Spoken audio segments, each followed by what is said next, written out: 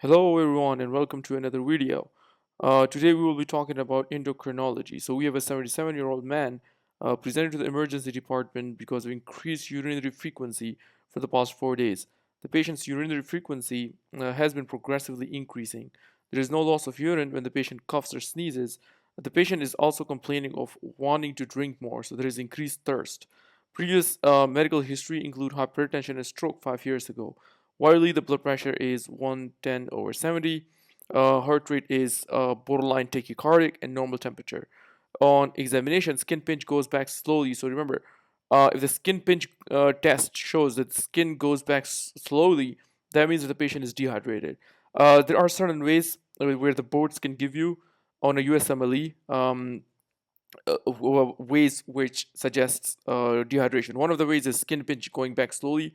One is dry mucous membrane, for example, dry mucous membrane. Another is decreased urinary output, for example.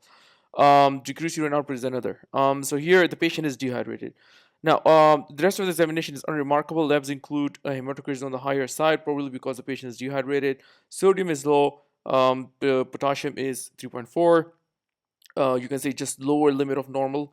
Chloride is 95. Serum glucose is 900, very high.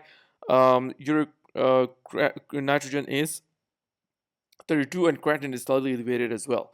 Which of the following is a low? Remember, creatinine elevation is also dehydration. So, which of the following is what led to the low sodium level in this patient? So that is the question. So remember, a lot of things are going on here in this patient. So first, there is increased urination. The reason that here they said there is no loss of urine when the patient coughs or sneezes. This is going to rule out stress incontinence, for example.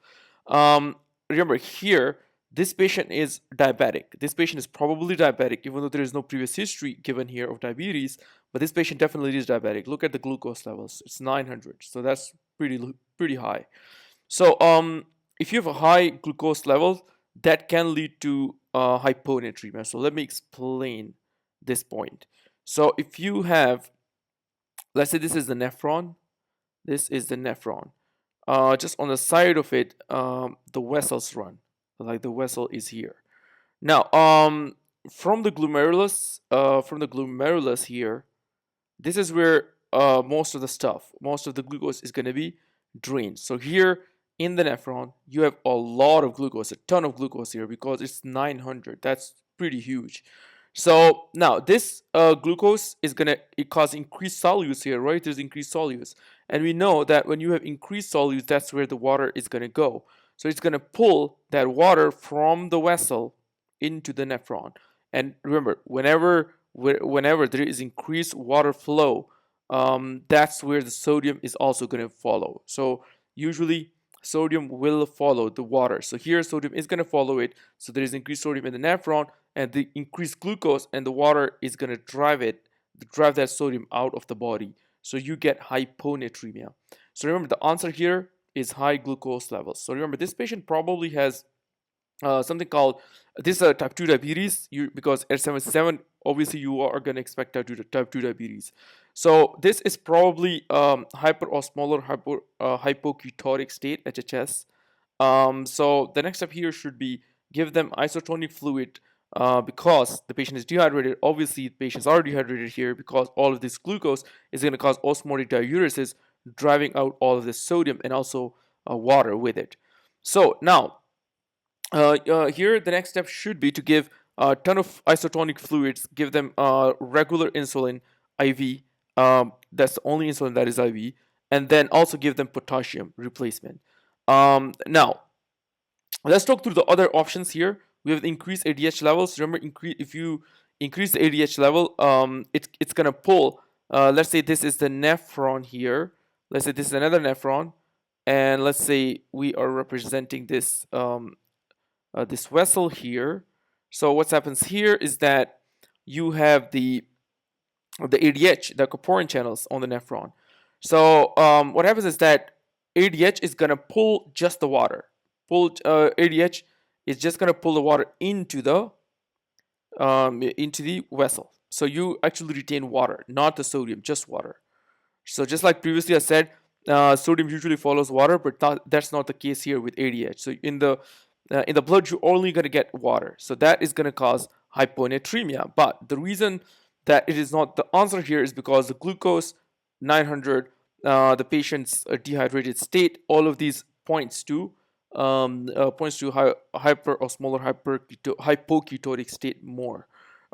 Now SIDH usually remember, if it is inappropriately raised, ADH can be normally raised and it can also be inappropriately raised. When it is inappropriately raised, it is called SIADH. Remember, it can occur in two settings. If it's lung pathologies, usually cause SIADH.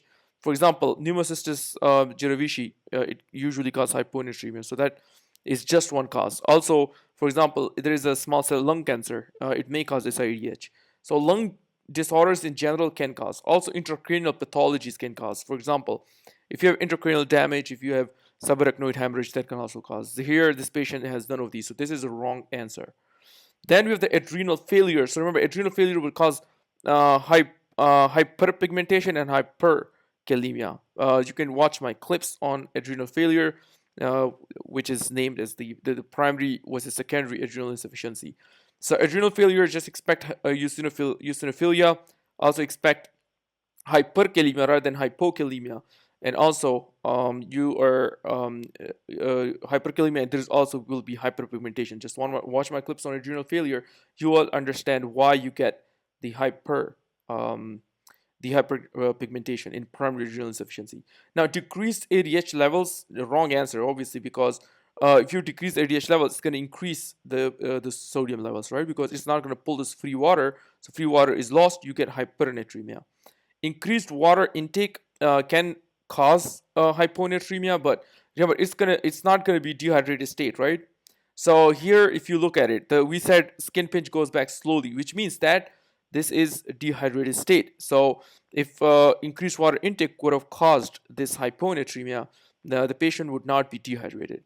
So hope this video was helpful. If anyone requires tutoring, they can email me here. Also, you can support the channel. I will send the links will be in the description. So don't forget to like and subscribe to the channel, and see you in the next video.